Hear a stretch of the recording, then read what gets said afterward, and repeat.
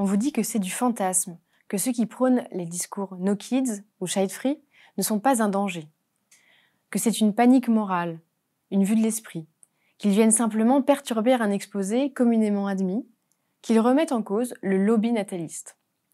Ces discours, et c'est ce à quoi nous allons nous intéresser ensemble, s'ancrent dans un problème structurel. En 2023, chaque nouveau mois qui passe confirme la baisse de la natalité en France. En août, 1896 bébés sont nés en moyenne par jour, soit une chute de 8% par rapport à août 2022.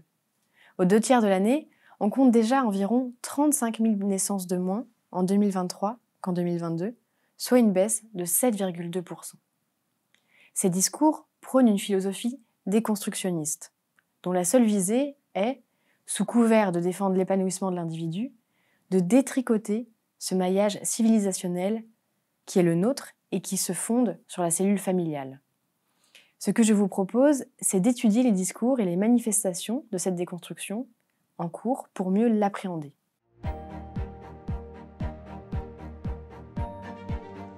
Parmi ceux qui s'attaquent à la question de la parentalité, les plus connus sont les GINK, Green Inclination No Kids, littéralement engagement vert, pas d'enfants. Ce terme désigne les personnes qui font le choix de ne pas avoir d'enfants pour sauver la planète. Le mouvement, né il y a 10 ans aux États-Unis, prône le slogan « Si tu aimes les enfants, ne les mets pas au monde, c'est une poubelle ».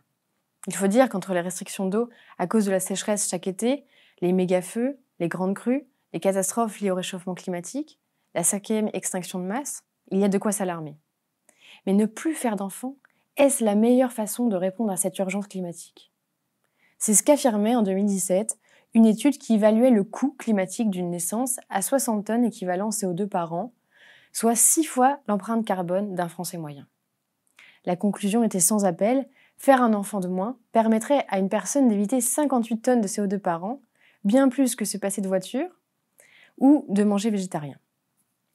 Ces calculs ont été totalement récusés par plusieurs experts, dont l'ingénieur Emmanuel Pont. La question que doivent se poser ces militants, c'est à quoi bon ? À quoi bon protéger la planète si c'est pour ne plus l'habiter ? Transmettre la vie ne revient-elle pas à imiter la nature en poursuivant l'aventure de la génération ? Cette idéologie du contrôle des naissances n'est en réalité pas neuve. C'est le pasteur Thomas Malthus qui l'a théorisée à la fin du XVIIIe siècle. Son constat était simple. La population progresse plus vite que les subsistances, ce qui engendre un déséquilibre croissant. La solution ? Limiter le nombre de naissances. Au début du XXe siècle, les néo-malthusiens vont réactualiser la doctrine de Malthus. Cette fois, la limitation des naissances devient un droit et un devoir humain. Les néo-malthusiens prônent la contraception et la grève des ventres afin de libérer les femmes. Ils contestent les politiques natalistes qui maximisent la chair à canon et la chair à travail. Une contestation donc à la fois anticapitaliste et antimilitariste. Cette doctrine, on le comprend, s'oppose à l'idée même de civilisation. Car toute civilisation doit pouvoir engager ses forces vives pour se défendre, être capable de former ses enfants au goût de l'effort et du sacrifice. Pour y parvenir, et contrairement à Malthus, les néo-malthusiens ne défendent pas la chasteté ou le mariage tardif, mais encouragent l'activité sexuelle dont ils considèrent qu'elle fait partie du bonheur humain auquel tout individu a le droit d'aspirer. Ils préconisent donc l'information de la population quant à l'anatomie humaine, au fonctionnement des organes reproducteurs, à l'usage de moyens contraceptifs et le recours à l'avortement si cela est nécessaire. Les néo-malthusiens se démarquent par ailleurs de la pensée de Malthus, qui voit dans l'instauration du contrôle des naissances un moyen d'empêcher la dangereuse prolifération des classes populaires. Les chefs de file du néo-malthusianisme, parmi lesquels Paul Robin, voient au contraire dans leur mouvement un moyen d'émanciper les classes populaires et de leur permettre de ne mettre au monde un enfant que si les conditions sont réunies pour qu'il soit nourri, éduqué et soigné aussi bien que possible. Arrêtons-nous sur ce point. S'il est juste de vouloir offrir les meilleures conditions de vie à l'ensemble de la population, pourquoi ne pas vouloir prendre en charge les êtres humains qui viennent au monde ? Cette logique est encore très prégnante aujourd'hui.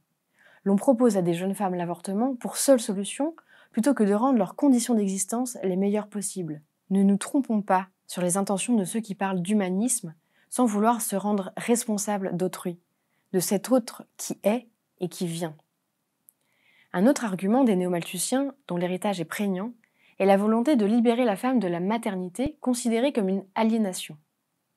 Cela me permet une transition toute trouvée avec le second discours que j'aimerais pointer du doigt, à savoir le discours féministe.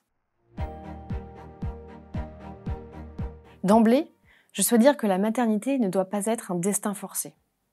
J'entends que devenir mère n'est pas une évidence pour toutes les femmes, que certaines estiment que leur épanouissement passe par d'autres choix de vie. Ces dernières années, plusieurs ouvrages ont évoqué le regret maternel. Alors que les femmes peuvent désormais choisir de devenir ou non des mères, contrairement à l'époque de Malthus, par les moyens de contraception notamment, l'on s'attaque désormais à l'enfant qui est déjà là.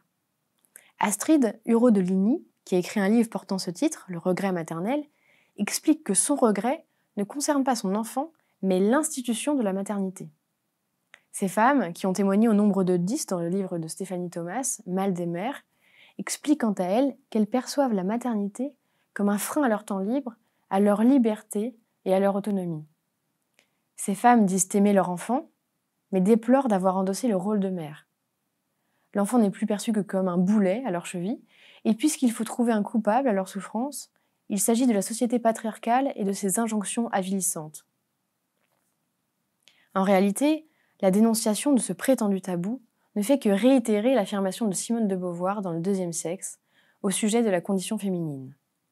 Son malheur, c'est d'avoir été biologiquement vouée à répéter la vie, écrit-elle. La maternité ne peut pas être source de joie et d'épanouissement, car elle réduit la femme à sa condition de femelle imposée par la biologie. Simone de Beauvoir écrit encore « D'abord violée, la femelle est ensuite aliénée. Habitée par un autre qui se nourrit de sa substance, la femelle, pendant le temps de la gestation, est à la fois soi-même et autre que soi-même. La femelle s'abdique au profit de l'espèce qui réclame cette abdication. » C'est un dégoût profond du corps de la femme qui meut la pensée de Simone de Beauvoir à l'égard de la maternité depuis les années 50. Les child-free, sans enfants par choix aujourd'hui, se défendent de s'attaquer à la maternité. Elles ou ils prétendent simplement vouloir préserver leur liberté de ne pas faire d'enfants et estiment que la société les pousse à en faire contre leur gré. C'est pourtant bien une entreprise de déconstruction du donné naturel que nous assistons. Le dernier phénomène que j'aimerais évoquer avec vous est celui du pet parenting, qui consiste à considérer son animal comme son enfant, pas l'inverse. Hélène Gatto, une vétérinaire et chroniqueuse radio, a fait paraître récemment « Pourquoi j'ai choisi d'avoir un chien et pas un enfant ». Ne parvenant pas totalement à renoncer à la maternité, elle fonde celle-ci dans sa relation avec son border terrier. Elle se considère elle-même comme une dog mom. Je vous laisse le soin de traduire. Attention, pour les amoureux des bêtes, il n'est pas question de choisir. Évidemment, l'animal de compagnie est source de joie et peut même être un merveilleux compagnon pour les enfants. Mais Hélène Gatto, elle, a choisi. Elle explique par exemple avoir établi une liste de contraintes et d'avantages, comme on le fait grâce au comparateur en ligne au moment de choisir une chambre d'hôtel, pour savoir ce qui est le plus avantageux entre avoir un enfant ou un chien. L'animal de compagnie est une option plus intéressante, juge-t-elle, qu'un enfant au regard des dépenses financières engagées, du temps qu'il faut y consacrer et de la relative simplicité des soins qu'il requiert. On pourrait croire, une fois de plus, que cela est un fait isolé, un délire bourgeois. Or, selon une enquête de 2020 auprès de plus de 14 000 foyers, la France recense près de 15,1 millions de chats répartis dans 9,1 millions de foyers, ce qui constitue une augmentation de 6,6% en 2 ans. Un article publié dans le Figaro le 7 novembre 2023 expliquait que la presse ibérique faisait le parallèle entre la baisse des naissances et l'augmentation du nombre de quadrupèdes, en particulier depuis le Covid. Cet article précise que ce phénomène est essentiellement urbain et particulièrement criant à Barcelone. L'on touche ici, me semble-t-il, au stade suprême de la déconstruction. Certes, la volonté première est de profiter de son confort, de sa vie, sans être responsable d'un autre. Mais cela va plus loin, car l'homme rejette ainsi sa propre singularité. Trouver dans l'animal une maternité de substitution, c'est oublier que pour qu'il y ait un autre, celui-ci doit être le même. On ne tient pas son fils en laisse. C'est bien toute la différence entre l'homme et la bête. L'autre nous échappe nécessairement. Il peut nous blesser, pas par un coup de griffe ou de dent, plus insidieusement, plus profondément. Notre animal de compagnie, lui, se tiendra toujours fidèlement à nos côtés. Mais jamais il ne saura dire « je t'aime ». Et est-ce seulement ce qu'on peut attendre de la vie? Alors, pour conclure, quelle réponse? Une fois que l'on a égrené ces discours mortifères, nous n'y avons pas répondu. L'idée était de vous y rendre attentif. Pour clôturer cet exposé, j'aimerais très humblement partager avec vous mon expérience de la maternité. Parce que je n'ai rien vécu de plus grand ni de plus beau dans mon existence. L'annonce si banale d'une grossesse dans un monde qui compte 8 milliards d'êtres humains reste toujours un cataclysme. Pour la future mère d'abord, puis pour le père, mais aussi pour l'entourage. Une grossesse est une banale surprise, pourrait-on dire. La maternité nous rend vivantes. Nous ne sommes pas seulement parasités par cet être qui nous habite.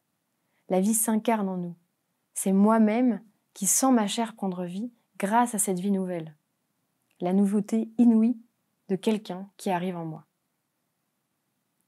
Simone de Beauvoir disait aussi « On ne naît pas mère, on le devient ». Et cette fois, elle visait juste. C'est en répondant de l'autre, à partir de cette expérience charnelle, que j'apprends à devenir mère. Répondre d'eux, c'est accepter d'être responsable de cet être qui vient au monde. Car en devenant parents, nous ne vivons plus simplement pour nous-mêmes. C'est cette dimension, celle de l'engagement, me semble-t-il, qui pose tant problème à nos contemporains. Et c'est bien la plus difficile, j'en conviens. L'engendrement est un renouveau. Être mère, c'est découvrir que la vie n'est pas donnée une fois pour toutes, mais qu'elle se réinvente sans cesse. Face à toutes les inquiétudes légitimes du temps présent, mettre au monde un enfant est le plus grand acte d'espérance qui soit, et l'une des seules véritables sources de réenchantement de notre monde.